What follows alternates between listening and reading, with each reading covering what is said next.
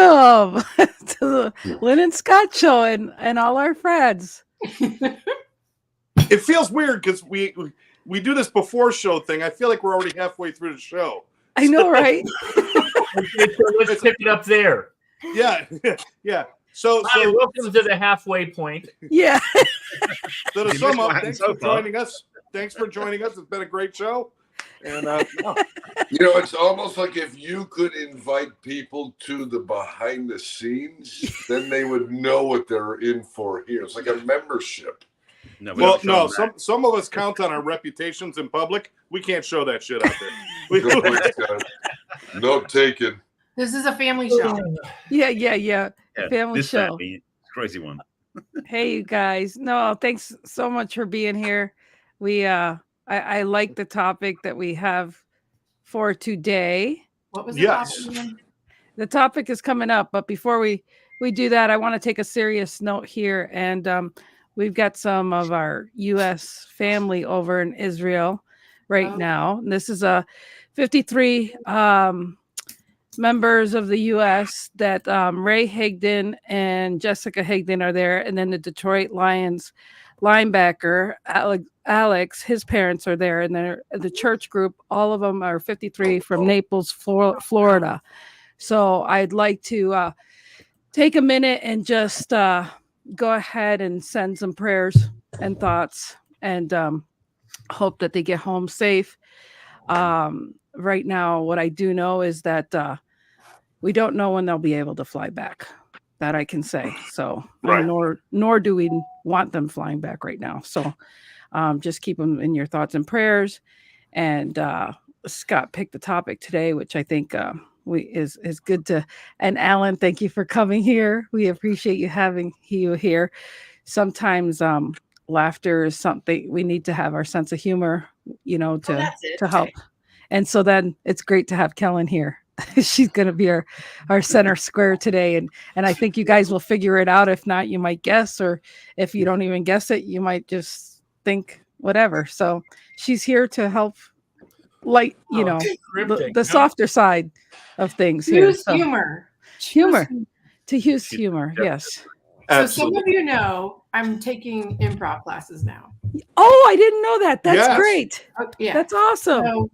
But after you do that, you can do all the other classes at the comedy club. So I'm going to do stand-up comedy because people love to laugh at your tragedy, right? Yeah. So I'm going to talk all about my dating life. There you go. That's a lot of material there. You do.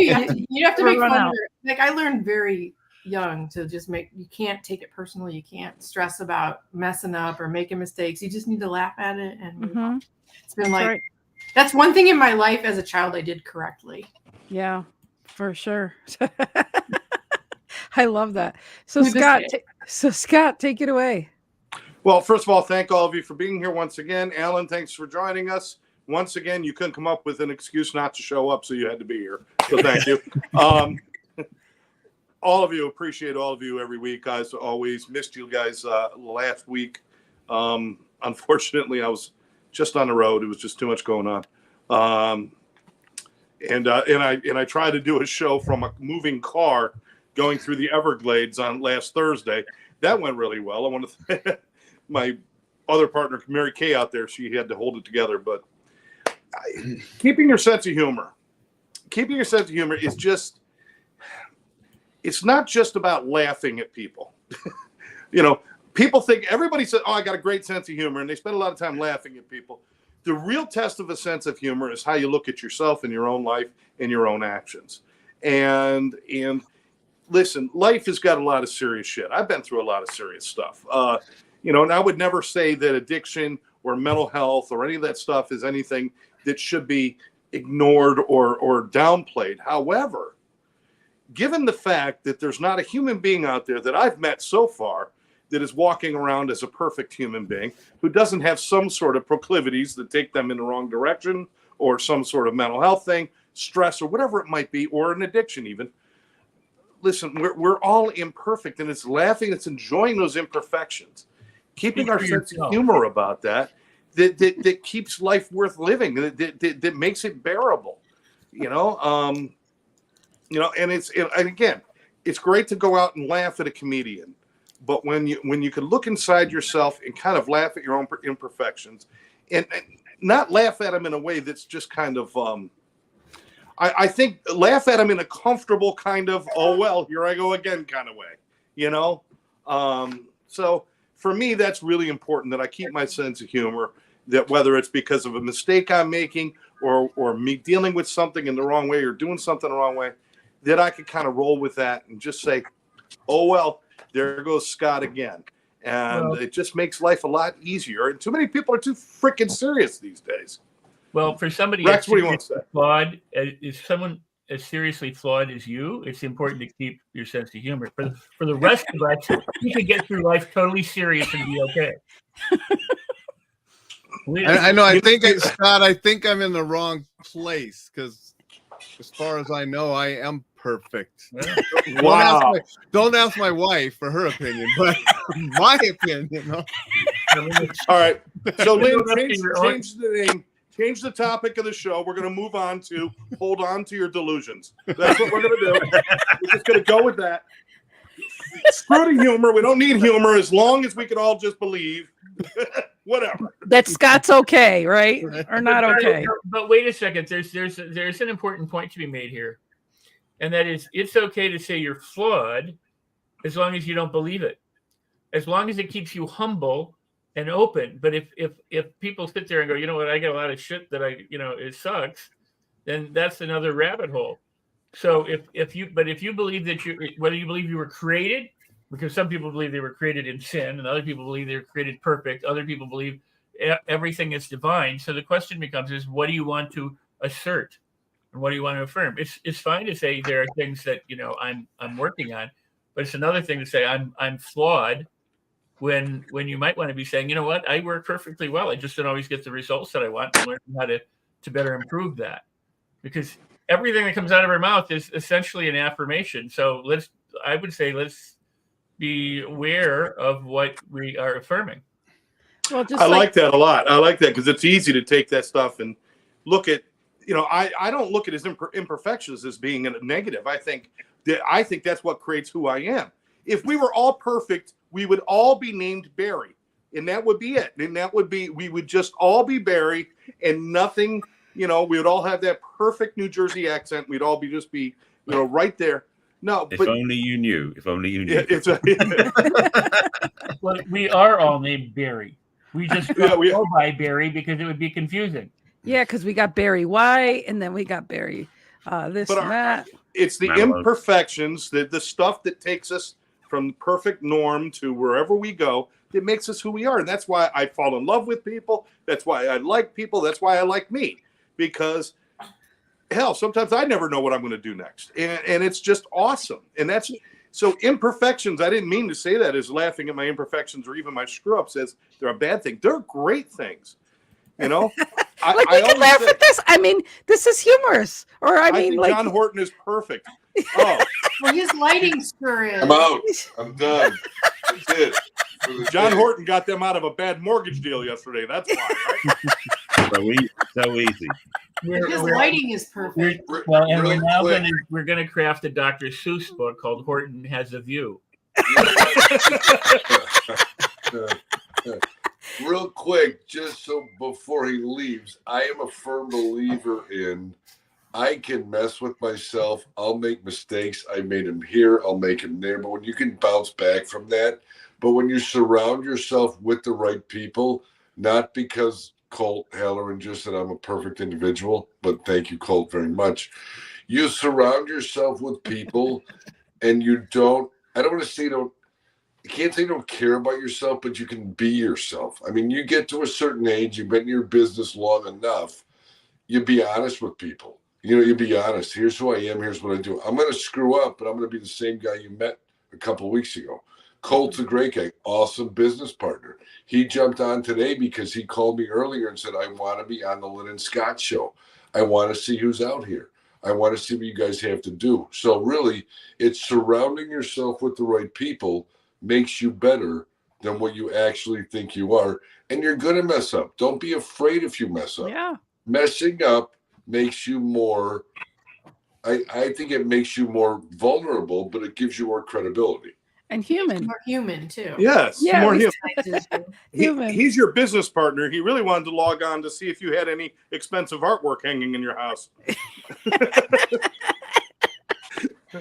No,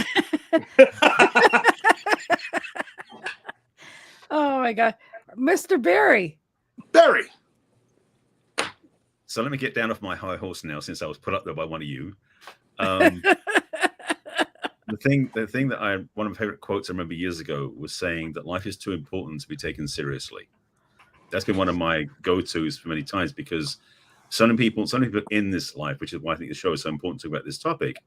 If people get so caught up in trying to get things right and do the best thing and be perfect, and everything goes wrong, like John was saying, there's a panic that sets in, or an even more than what's that is self-flagellation of like judgment, like, oh, I screwed up, oh, how bad I was. Rather than what you're saying is like, pick yourself up again, move forward again. The thing about it is life is too important to be taken seriously. Plus, as another quote I remember vividly is like, you won't get out of this alive. So why not make the best of this? Make it fun, make it joyful, I mean, frankly, was it the greatest regrets of the dying is they didn't love enough, they didn't have fun enough. It wasn't about the houses they got, it wasn't about the cars they got, it's about the connections they made. Mm-hmm. So for me, life is about the connections I make. It's about the joy and the celebration and the fun, because it's what makes life worth living. And yeah, we have things in the world that can make us be very serious and very upset. But if we still keep the joy going inside, because that's a beacon of light for other people. So for me, being lighthearted rather than delusionally thinking that we're better than somebody else, being lighthearted is the best way of living life. It's also better for your heart too, by the way. Absolutely. I love that, Barry. Love that, Barry. I'm going to give Barry a heart. Yes, Barry's got a big heart. Mr. Allen. No, I mean, I think it's a great topic, and I think we do have to keep our sense of humor, and it helps us remember things. And if you think about it, a lot of the challenges you had earlier, and it was not funny at the time, but now you can sit around and tell humorous stories about it because we got through it. Yeah. You know, a simple one that you guys might laugh at is, I've been a martial artist since the 80s. And definitely I cannot remember every martial art class that I've been in or that I've taught. But one memorable one was, and I was a black belt at this time. I'd come back from Korea and I was training with Dennis Dallas in Helena at his school. And we were doing some sparring, and I was sparring a yellow belt. He was the father and he's there with his son. He knew one kick, and that was to raise his legs straight up as hard as he could. That was about the only control he had too. So we're just playing around, and we're not going full contact. We're just going light hits. And I launched a kick up toward his head, and I stopped it right short. And as I did that, he did that one kick that he knew, and he raised his leg up as fast and hard as he could, hit me in the groin, and picked me off the floor. And I wasn't wearing groin protection. Ouch. So the next second, I'm laying on the floor going, and he's like, I'm sorry. And Dennis walks over and looked down at me. Yellow belts gets you every time. And chuckled and walked off. We got to be able to just laugh at whatever life brings. And again, those sometimes, even if it's not as funny in the moment, we laugh about them later, and we keep our sense of humor and drive on and learn from it. And we can share those experiences and get a chuckle out of other people sometimes too. Oh, it's an instant bungee, Dan says. BG. There you go. I said bungee. There you go. See, I read wrong sometimes, and I got to laugh about it. There you go. Yeah. He went falsetto real fast. Exactly. Yes. I was singing like Barry Gibb in the Bee Gees. And far from Barry White, that's for sure.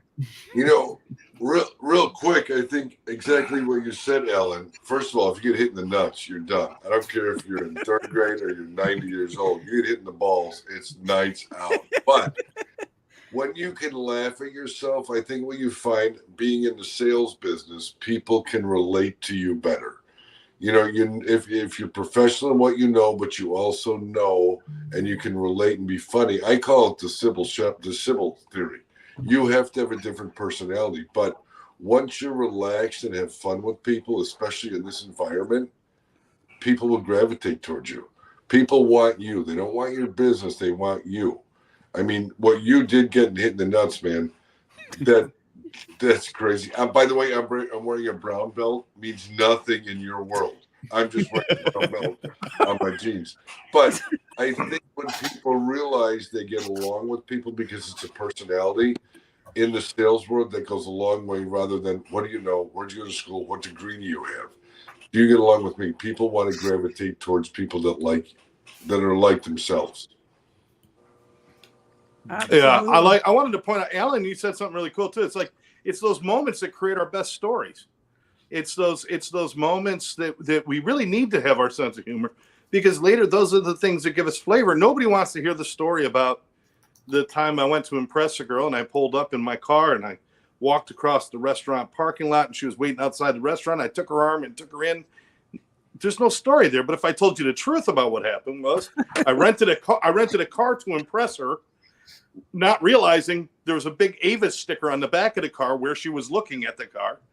Then I walked across the parking lot and it was February and there was ice in Syracuse, New York on the parking lot. And I was wearing all my motorcycle leather because I wanted to impress her. And leather, when it gets that cold, becomes very stiff. So I couldn't walk right. I slipped on the ice and I landed on my back. And because I had all this leather on, I couldn't get up. I was like a turtle. And this was my impression to impress this girl. And all I wanted to do was crawl back to my car and get away. To the Avis. But I couldn't get up. So she had to come over and help me to my feet. But it was actually Therese. So it was ended up being a good thing. But all I'm saying is that's a good story. Nobody wants to hear a story about, hey, it got up and everything went perfect. You know, these are our story. I mean, Rex, you tell stories all the time. I mean, you got to have some things you throw out there that are just like, maybe at the time you'd think this is horrible, right? You're asking or you're stating? I'm assuming. Okay. Well, first, speaking about getting hit in the balls or knocked in the nuts, I think Helen has something to say about that.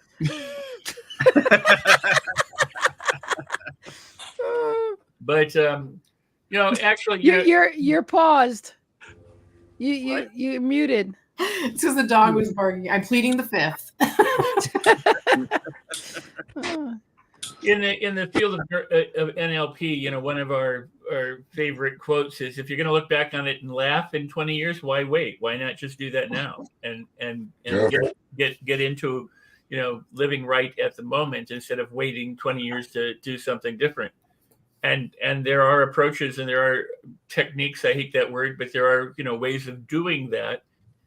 Somebody asked me today in an interview. They said, "What do you do to be inspired and motivated?" And I said, "I don't do anything."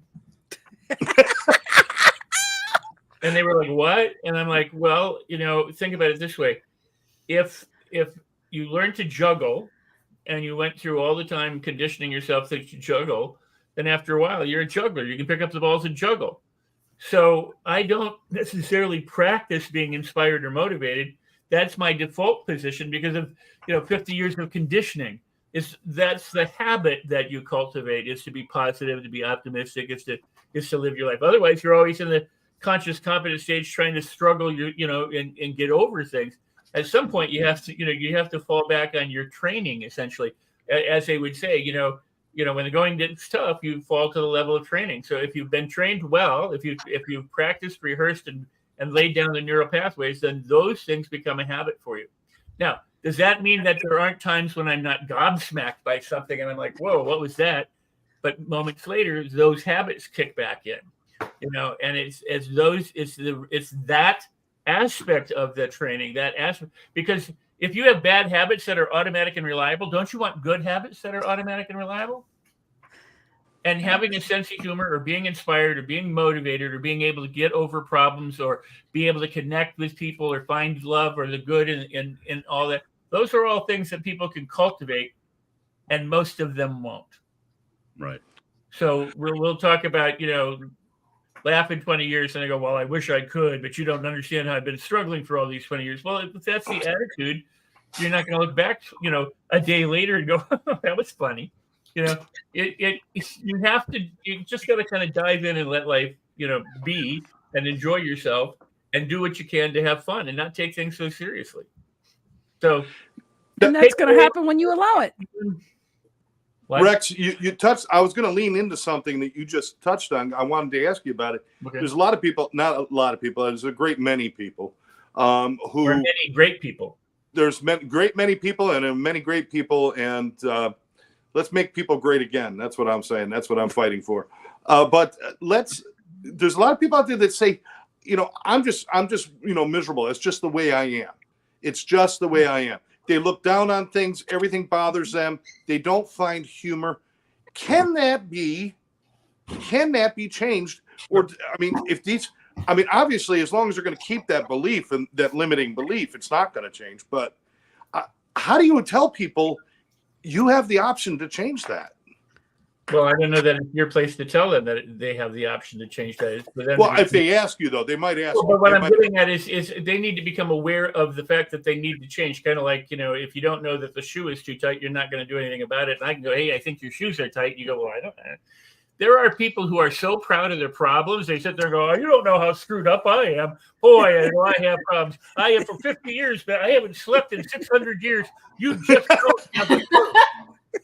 They wear all of their troubles and all of their sadness and all of their injuries as a badge of, look at me, I'm a loser. I am the biggest loser. Or I'm the biggest victim. Witch hunt. And the thing is that it's sad. But trying to tell other people, hey, you need to change, I don't think it's the thing to do. It's find a way to invite them without saying this is what you need. Because if you say it's what you need, most people will go, well, don't tell me what I need. Who are you to say that? But when they get to that place where they go, I don't know what to do, then you can say, well, are you open to exploring some other options? It's like you can't lead a horse to water, but you can offer them an option. And a pencil must be lead. Would that also be I love that.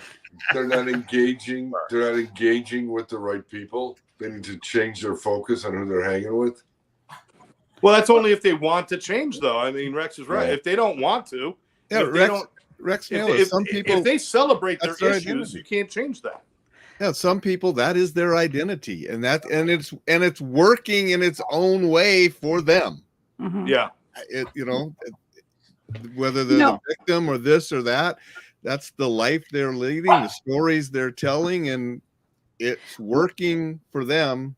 Right. That's why they're not changing. Well, and that's why I love Rex, and that's why I try to follow what Rex does, and that's the sense that, like back in the day, it's like I always wanted to help people, and I always just, when I had the answers or the solution or this and that, and I've learned a lot of different coaching and all this stuff, I'd be so eager to help people, but what you realize is that people don't want you to go around and fix them. So I've learned that you've got to meet people where they're at. So you don't preach them. You don't preach God to them. You don't coach them. You don't do this, and that. And I've got to say that I because of Rex and his friendship over the last couple of years now, going on 3 years, that it's really helped me to just, people come to me for advice and this and that. And just finally, this one person I was talking to the other day, I finally just had to take it to a level to say, well, you need to pray about this. And she goes, Lynn, I didn't even know you prayed or whatever. I mean, I coached her every different way. And I just said, look, you need to pray about this. She goes, well, I didn't know. And I was like, well, I had to take you to a different level that you hadn't been in this coaching with her because she's asking for advice. But I was just glad to say that I don't personally try to take what I feel or my philosophies onto anybody, because that's not what I'm here to do. I'm here for them to listen to them and things like that. And again, that's what we try to do with our show, is we're not here to take our beliefs and put them onto anybody. We're here to give you different vast of ways to look at everything. And I find it more attractive to find people to speak on different things, but not to force it. And so I love Rex's way of teaching, that's more attractive to me than to have somebody, feel like we're in some kind of a cult and this is how we all must feel or think. Yep. Wait, All right, here we is go. this? Let's do that. Let's do that. Whenever we see anybody, go, hi, Yeah. how are you? Yeah. Anyway, my point is this, and thank you for saying that. Flexibility or resilience, the ability to shift or to know what is needed in a moment is really important. And so there are those people who follow rules, and whatever rule they learn, then they have one way of doing things or two ways of doing things. And in doing that, they really don't have many choices. If you've got 3 or 4, then you've got a little bit of resilience. So, and analogies always will break down. Any example, or we'll have a counter example, it will have something, where it doesn't fit. So there are times when people are in quicksand, and if you said, well, do you really want me to help you? They might have sucked under by that time. I mean, you can reach out and help people too, without necessarily asking. Some people are in that moment need a rescue. If somebody's, overdosing, you give them Narcan or whatever you do life-saving measures to just to go, well, do you really want me to treat you? Right. Yeah. You have So, a DNR. but the point is wisdom is knowing when those moments Right. are the moments to do those things. And sometimes, as we all are as people, we make mistakes. Doctors do things thinking they're saving lives, and the life isn't saved, or they've caused an injury when they didn't intend to. I mean, those things happen. Right. But for the most part, when it comes to other people on a social basis, I try to avoid as much as possible telling people that they have to live my version of reality. I might think my version of reality is far superior to theirs, but if I come off that way, Yeah. they're not going to have anything to do with it, because they're going to say, well, who are you? And well, you're haughty. So it's far better to be humble and to ask questions and to help loosen their hold on what it is their problems are, so that they decide, well, maybe I should, find some help, or maybe I should do something, or, because when they come to the decision rather than it being forced on them, it's probably a far better decision. Oh, for sure. I agree. I mean, I'll be honest. Every once in a while, I'll meet somebody who maybe has got such a really bad track on things that are going on, or that they're in that misery, or just in love with their struggle. And I'll take that as a personal challenge to try to at least get a smile out of them, do something. And every once in a while, I'll do that. And I think I do it to kind of humor myself a little bit. Obviously, you're right, Rex. If somebody's not asking for it, with the exception of somebody who is, about to jump off a bridge or overdose. But I think we influence more people by just creating an energy that is our energy bubble, and people will either be attracted to it and see it and like it, or they won't. And that's probably the best thing we could do, is attraction rather than promotion, rather than going out and promoting ourselves. But anyway. Oh, back to me again. Why not? I feel like you wanted to say something. Did you He want had to a say thoughtful something, look Barry? on his face. Sitting in my Did. business. You're minding your own business. You can't do that on this show. You were contemplative. Yeah. So We thought you were feeling a little negative. Now you got to tell some knock jokes. No, it's just an alkali pH thing. It's not negative. It's a different direction entirely. And what crossed my mind was just about, since I'm in the relationship business, and one of the things I'm aware of the dating apps and dating sites, one of the biggest things that you can do to make your dating profile look better is have pictures where you smile, where you actually look lighthearted, not a full smile, because some of the pictures are scary when they smile like that. But an authentic, but an authentic, yeah, thank you, Rex, for modeling of that. but being authentic, just having an authentic smile in your pictures, it becomes, I don't know what the numbers are, but it's going to be at least 10 times more attractive than when you look there very stoic and serious in your pictures. So even that component can make a difference. Kellen, So no more duck faces. I'll make sure I'm holding the big fish.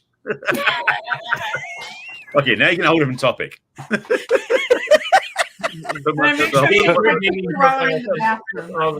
Kellen, when you go on Plenty of Fish, that's not what they're talking about. All right? I'm just saying. Oh, Nicely done, Scott. that explains everything. Indeed. So one was good. The point about that ultimately is the fact is that when we go through life, you walk into stores, just walking around your neighborhood and going in the grocery store or going to retail places or just even going to business. Look at all the faces. See how many of them are so serious and so down and so down. If you walk in just looking pleasantly happy, not beaming, not like looking so different, but just looking pleasant around people, it can be contagious. You can let people they can lighten up a little bit. Most people forget to smile. I mean, the joke about people having the resting bitch face. Yeah. That is because people have gotten a habit doing that, like Rex was saying. Can you say that one more time, Barry? Resting bitch face. RBF. RBF. Yeah. You haven't heard that term before? No, just your accent. I loved it. I haven't got an accent. You guys do. But you also include resting duck face. Yeah. All these women out there who That's Kellen. No, that's Kellen, I think. I never do duck face. I know my kids do that duck face thing. They do the whole thing of Right, exactly. Yeah. So but again, Yeah. get back on topic. Attention to wheel it back in again. Get back on topic. We're like a bunch of ADD kids. You can't get something shiny out there and not expect us all to react. All right. Yeah. Well, how do you teach your sense of humor about stuff? Helen, take a picture and send it to me. We'll post it on here. Okay. Please continue, Barry. If I remember where I was, damn. No, but the thing is that we oftentimes notice, we don't even notice for ourselves sometimes. So you look in the mirror and go, damn, I'm looking pretty downward. Like, why not lift ourselves up? And physiologically, I know this from experience doing this workshops, is if you spend your time looking down and you slump shoulders, you can start feeling depressed. You start looking up and lift your eyes up and you start smiling, you can change your physiological state. You can actually feel better about yourself. So you can actually change your state by acting like you're happy, like, fake it till you make it. You can actually do that with smiling.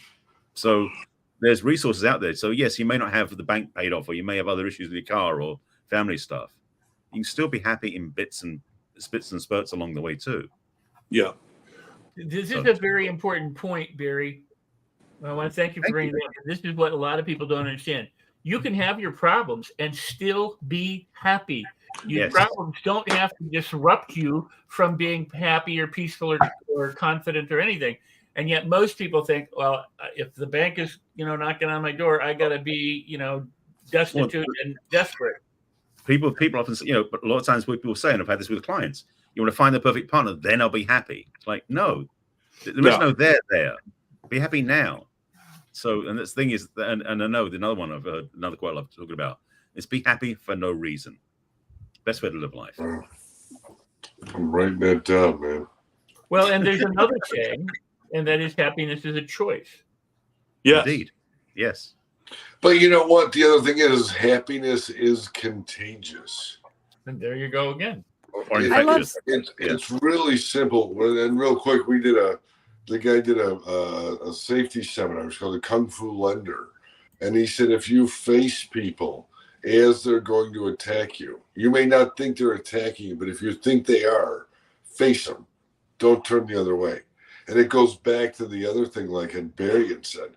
Fucking happiness is contagious, man. My biggest goal, or my team's biggest goal, if someone's in a bad mood, man, I love turning that shit. You turn them around, why are you unhappy? There's got to be a reason to be happy, and they always find a reason. But it takes, like everyone on here, it takes that mentor to take that person, find that person that's not happy, turn it. And what do? End of the day, 100%, they thank you for what you did. Yeah, absolutely. I love all of this because it is a choice. It's happiness is just, I wake up in the morning. I can choose. Am I going to try to have a great day or even just, am I going to feel grateful? Gratitude is a part of happiness. And happiness is also an action too. And for ladies, it makes more wrinkles if you frown. So that's right. It's better to smile. That's right. It takes 17 muscles to frown, but only 6 muscles to send somebody an emoji frowny face. So just do that from now on. But there's the neurophysiological response to smiling. When you raise your lips up and your eyes open up and your eyebrows go up, you start to release the chemicals and hormones for feeling well-being and for feeling good and for feeling delighted. So the more that you do it, the more that you flood yourself with those good feelings. Mm-hmm. And so if you go, and then frown the rest of the day, you don't really get the benefit, because the more that you can become smiley, or the more that you can smile, the more you get bathed in the right kind of chemicals that make you feel good. Same thing as if you stub your toe and you start smiling and go, oh, it's okay. It's okay. I mean, you redirect. Yeah, absolutely. Mr. Allen hasn't talked in a little bit. Neither has Kellen. I was just thinking, and I'd like to hear a couple of the other people's thoughts on, we're talking about keeping a sense of humor. What about individuals that, well, that's just my humor. That's this, that's me having fun, when in reality, they're pretty cruel to others. And what they believe is humor is, always has to be cruelty or something towards someone else, but they think it's humor. Or like being critical. It can be critical, or just however, just people are like that, and they're just, well, that's my humor. And often it is critical, or putting someone else down, or being mean to others. I think some people, the older generation learned that from comedy, because that's how comedy used to be back in the day. Well, some comedy was, so sarcasm is ripping type of humor. Yeah. So I'm just saying, so some people kind of. So I'm from England. Sarcasm is my second language. Yeah. Yeah. And same thing for New Yorkers too. Like if you got picked on, if you got picked on in New York, it was considered they liked you. And I mean, it was sometimes picked on for whether it's your character flaws or whatever. So yeah, some of it was very harsh and whatnot. Speaking to Alan's point, I said there's two things going on. One or two things likely going on with somebody who does that, being totally blissfully unaware of anybody else's feelings. Is either one, they want to be in control, or two, they're just totally unaware. Because most people tend to notice when somebody else takes offense or gets upset, and they go, whoa, hang on, let me back up. Awareness. Oh, yeah, I realized that didn't work, so I won't do that again. But some people keep doing that sort of stuff. They either, they get fueled out of it, like control, like I'm in charge, I can take care of this. Or they're just totally oblivious to other people. They don't even think about other people. That's probably the two most common reasons. Or just like boys and girls when they're little. Boys would pick on girls because they liked them, but they were really picking on them for different things, when they were younger.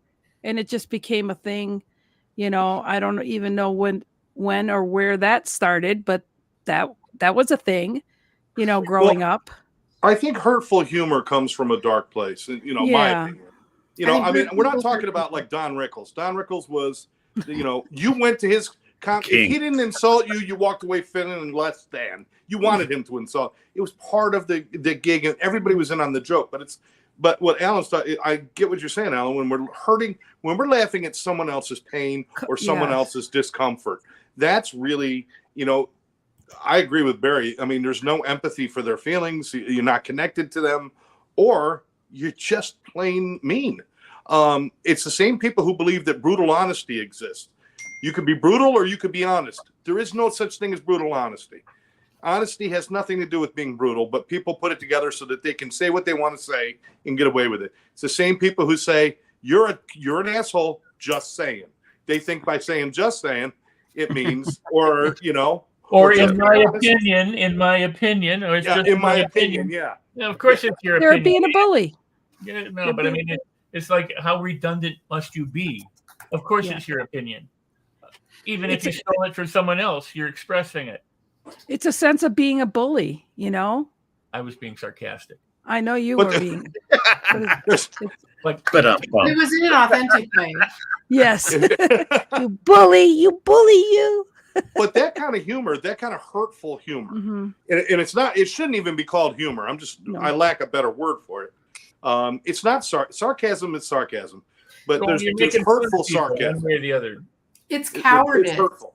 And if I'm going to project hurtful things towards people, that can only come from me if I'm hurting inside. Hurtful stuff doesn't come from a healthy place. Right. Negative doesn't come from a positive place. So when people are doing that, I'm thinking like, wow, how do you feel about you to be projecting all of that outward and letting the whole world know what a jerk you are?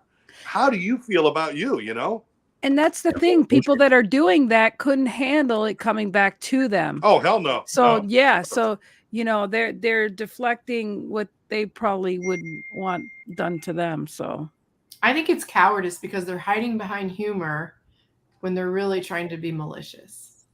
yeah. Yes. Or they just need some sort of love, but they don't know how to ask for it properly. Right. But you know what? Everything's going to come back to haunt you, and it's the old saying: vibe with your tribe. Hang out with people that are like you.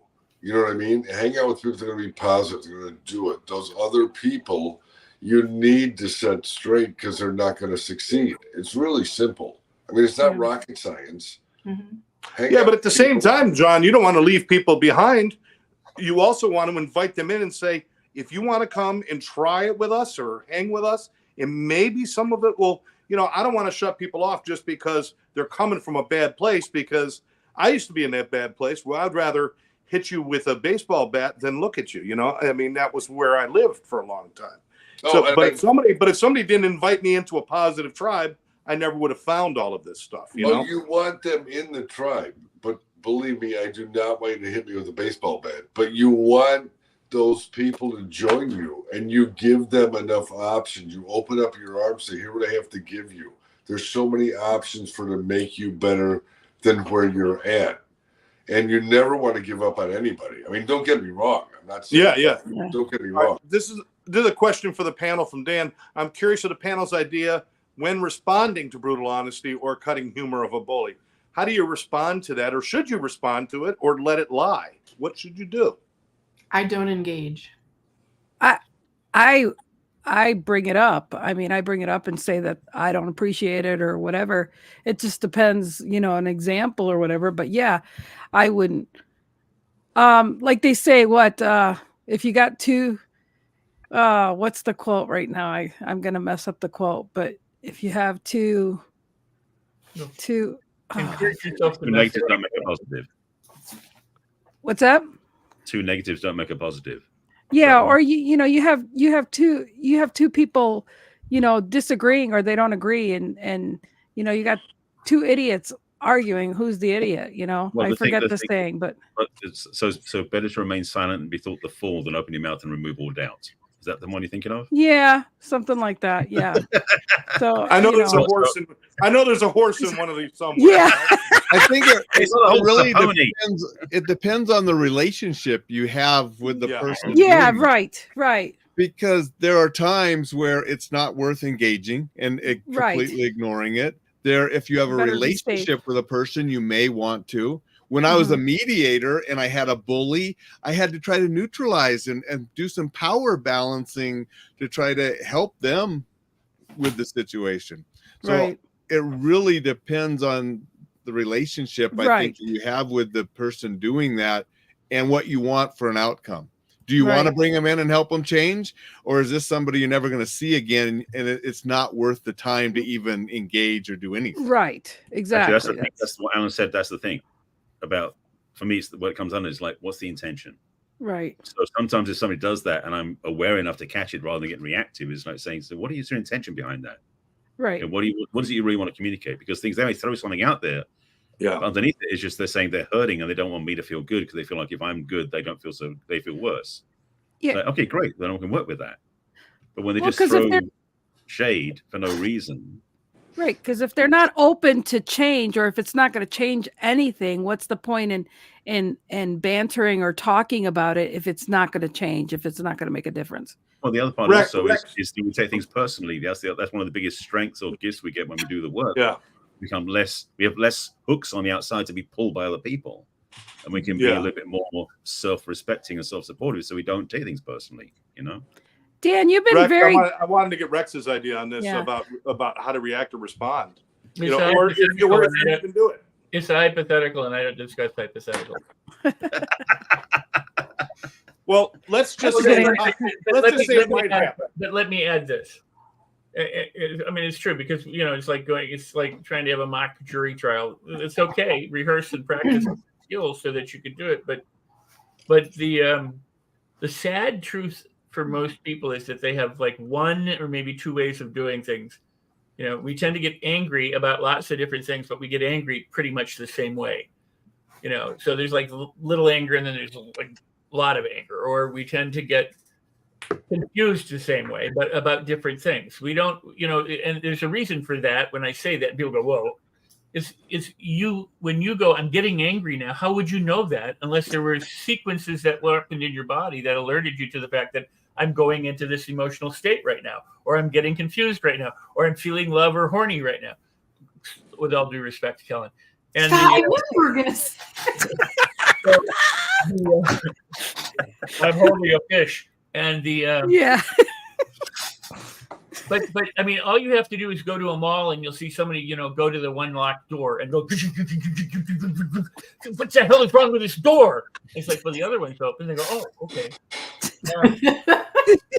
If what you're doing isn't working, you got to do anything else. Yeah. And what happens is people keep doing the same thing over and over again, expecting the different result, which we know is the definition of insanity. So it's developing the behavioral flexibility and the repertoire and practicing these kinds of things in advance of needing them. This is the thing that people don't understand. There's a reason why you have fire drills, right? So that if there's a fire, people know what to do and do it. Now, there may be alternate routes or different things you have to do. You don't just, but at least they have a way out, So if you want to be able to be more effective with people, you want to practice different ways of being more effective with people and develop those skills so that you have a wider range of choices than just one or two. Yeah. But with that comes the time and the energy and the dedication to be willing to do that. And not everybody's willing to do that because a lot of people think I'm right and the world is wrong. Why, it's like the people who say everything tilted and all the nuts and bolts and flakes and everything ended up in California. Like they're bad, but I'm the sane one, And so until you understand that everybody approaches things from where they approach, they're stuck, however they're stuck, they're confused, however they're confused, they're angry, however they're angry, and understand how they do that to themselves, then you can help them get through those things. You can appeal to them. But Rex, let me interrupt you for a second, just because some people might be going, this is all going like by me, because you're talking about things like practicing and taking it. What kind of, sitting back, maybe somebody's sitting there, they're listening and they're like, how do you practice communicating or doing that with people? Are you talking about looking for things that maybe you haven't done before or opportunities that maybe you haven't had before? Well, give us an example if you don't mind. Well, I'm just going to say, there's a reason to do workshops and training programs and come in and have experience and exercises and trying things on that you don't normally try on. Women, better than men, go to, a mall. They go into the changing room and they try on a bunch of different outfits. They go, is this me? Is that me? No, that's not me. Oh, I like this. Or they go, well, I would never wear this, but what the hell? And they try it. Where guys go, okay, is it the right color? No. Okay, does it fit? Okay, great. I got a new pair of shoes and some slacks. It's a different. And I'm being stereotypical, but the point is, there are places that you can go to get practice in communicating. When you're a debater, you practice debating. If you're a trial attorney, you practice having trials where you argue for your defendant or you argue as the plaintiff so that you gain expertise in that. So there are programs for communication or problem solving or negotiation or team building. As a trainer, for example, and this is a really kind of an important point that's lost on a lot of people.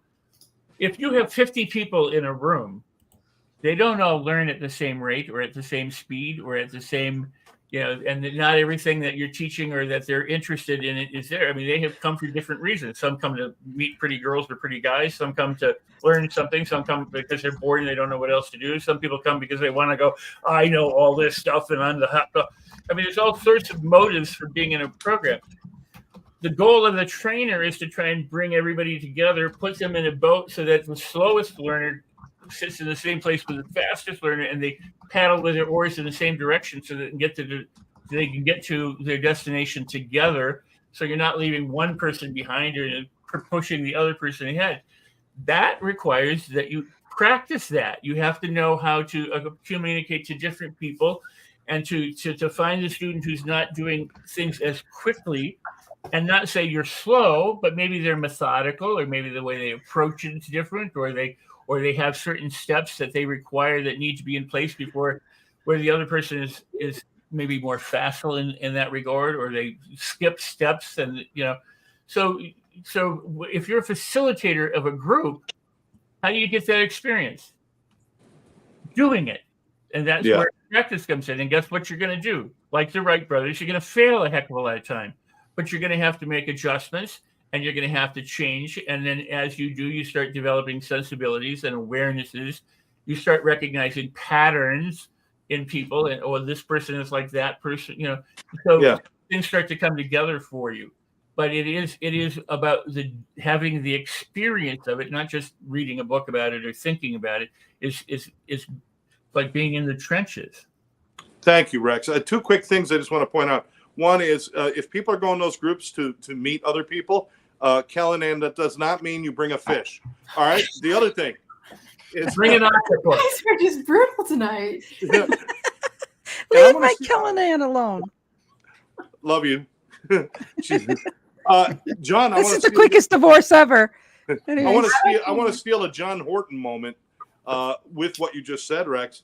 Is that there are also opportunities in everyday communications, everyday moments where you can practice communicating and practice opening and listening and doing all those things. Standing in line at the supermarket, get off your phone, talk to the person who's checking you out, talk to the people in line when you're at the bank. When you walk outside, you see your neighbor doing their lawn, stop and talk for a minute. Take advantage of those things. I get just as much training from those as I do from a lot of other sources that I have. And, and it's also a way to, and that's why I'm saying steal John Horton's thunder, to spread kindness one person at a time, And so, Scott, I just want to say before Dan Armstrong leaves, he's been a great narrator of comments and posting tonight. I really appreciate him. Thank you so much for being here with us. Thanks, brother. Thank you so much. Dan is a good guy. Thank you, Dan. Thank you so much. But you want to do a quick go around because we're almost out of time here? Yeah, let's do a go around. Let's give Callanan a chance to start off with the go around first, though. She's been so good all show. I know. We picked on her a little bit here and there. So. Hopefully we haven't picked on her that much. I said, Rex, I said I was hungry, not horny. Same thing, isn't it? No. Oh, okay. And you have a pencil there. Is it drinking? No. Oh. I forgot my straw. Can you write with a horse? Okay. Can I have my thoughts now? Listen, I'm sorry. I've reached an age where a really good creme brulee is about equal to a good night in bed. So I'm really fine with it. Hungry, horny, doesn't matter. No, what's the difference? Yeah. Okay, I have two things. I'm not going to let you into my pastry shop. Back to John, which is smiling. Can I talk? Yes, please. You had the floor, baby. Go ahead. No, I consider a smile a pay it forward. Because I love smiling and seeing people smile back. And, you don't have to buy coffee. I love smiling and having people smile back to me. So that's the one point I wanted to make. The second one is I want to explain how easy my life is now that, since I started laughing at myself instead of beating myself up for doing silly or dumb or making mistakes. And because, I think it's like middle school, high school, you start wanting to be so, your hair has to be perfect. You have to say the right things. You have to be with the right people. And once I figured out that was just a bunch of bull, and I allowed myself to do what I wanted, make mistakes, laugh hilariously at myself, my life has become so much easier and more enjoyable. So that's all I have. Aw, and thank you, Dan, for the nice words here. Aw. You want to read that, Scott? Dan says, you guys are inspirational, totally diverse, funny, educational. Thank you for letting me crash the party, Rex. Oh, thank you. And Rex gets the prize. He's the only one that shared his links up on top here. So thank you, Rex. You get a prize for that later.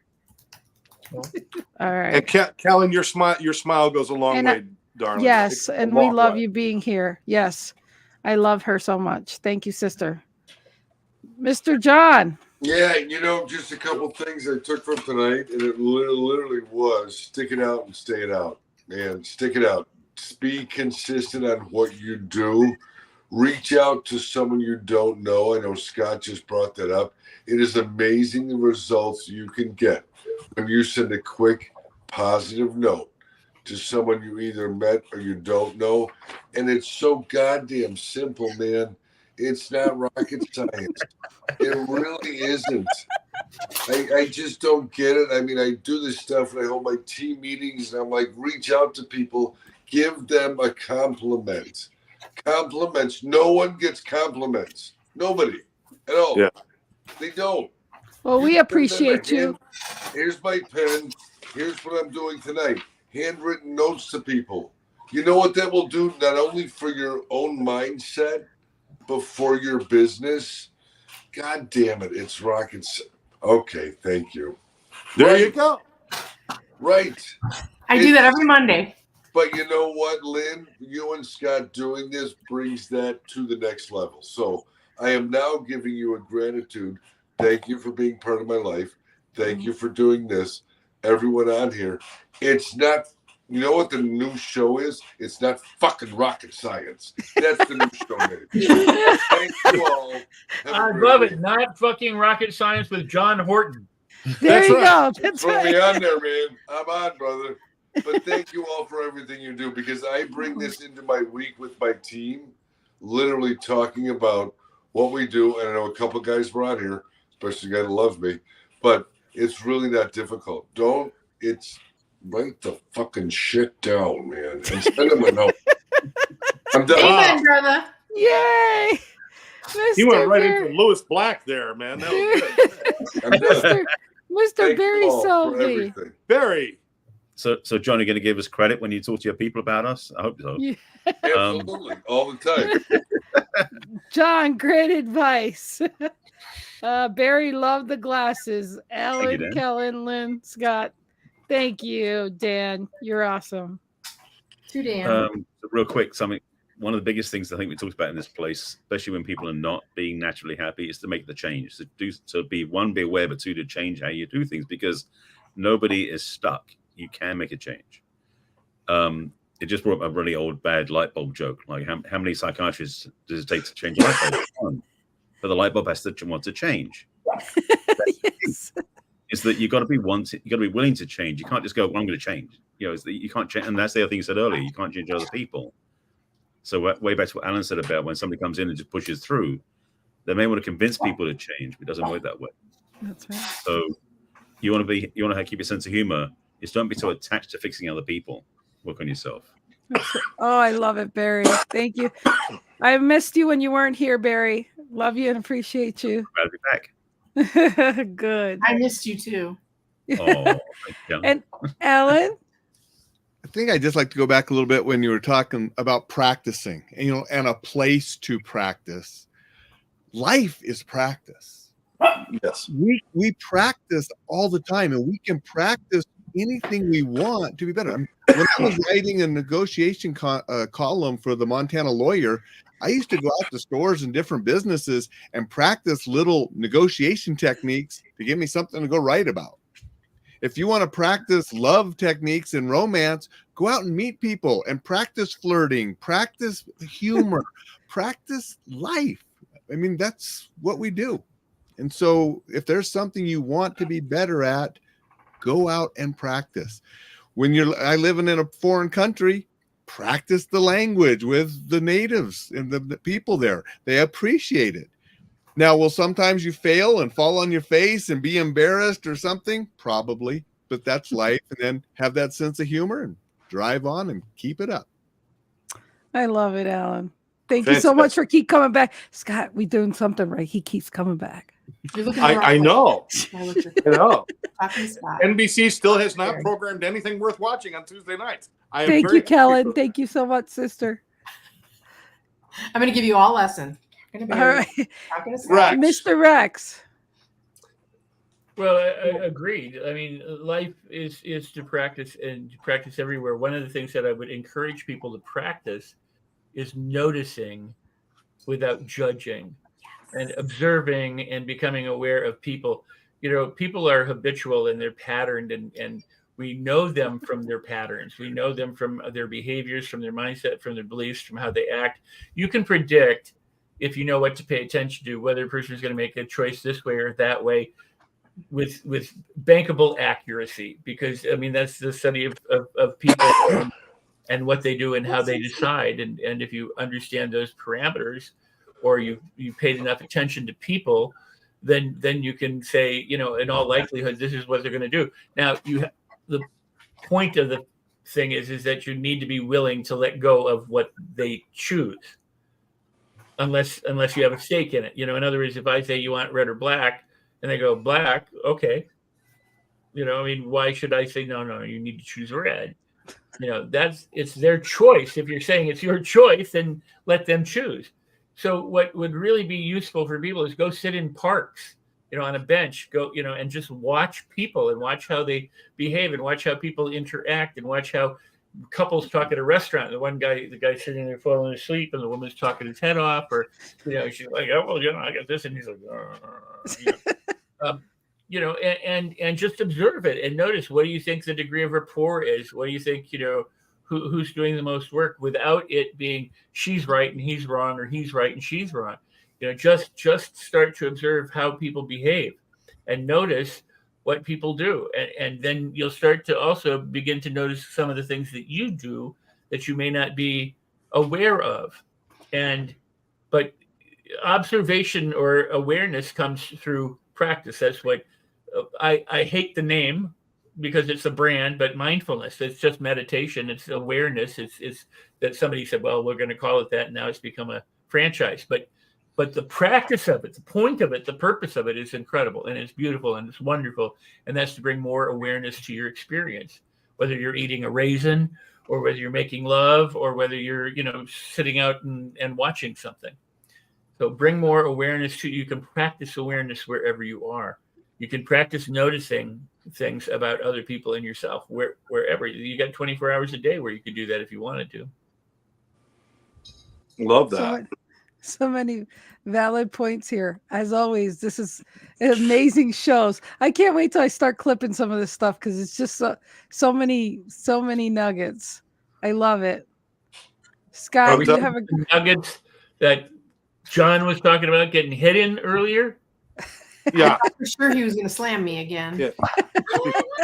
We'll go right back up to Kellen. Right back up to Kellen. Well, Scott. Again, you guys always bring it. You bring great perspective to ideas. You bring humor. You bring yourselves. And the cool thing is that we all live such really different lives, even though some of us have some similar missions, our approaches, the way we do things, and all that stuff. And look what happens when we bring people together who are willing to listen to each other, share ideas, the amazing things that come out of here. I don't know about the rest of you guys. I walked away from here feeling like, like I just had therapy. It's just like it not therapy in that way that I need more than anything else. But just perspective. It's therapeutic. It's perspective. It lends itself to so much, and that's part of just not being so serious and just opening up, and realizing I have thought this way my whole life. This person has thought that way their whole life. There's got to be a reason. It doesn't mean I'm right and he's wrong. It can't be that simple. It's got to be much more complicated. It's got to be about the journey and my perspective and this and that. And you get to learn so much, and we get to grow from each other. And laughing along the way. Kellen, you're right. Life gets easy when you can just laugh. It really gets easy. There's enough reasons to cry. There's enough things going on. Again, our prayers and thoughts go out to the people in Israel right now and everything that's going on over there, as well as the continuing battles in Ukraine, all the things going on in this world. We need to be able to uplift each other with a smile, with a happy thought, with a gratitude. That's what we need. So God bless you guys for bringing that today. I appreciate all of you. Life is made up of happy moments and happy endings. Okay. That's a whole other show, Rex. That's a whole other show. Okay. And we better Which is illegal in Miami. We better go before somebody scans Barry's thing and find out they're going to a different site. So we better go. This is therapy, but better. Yes. Thank you guys. Love you guys and hope to see you guys next week. Thanks, Have a Lynn. safe one. God bless Take you all. care. Thanks. Bye. Keeping me safe and sound.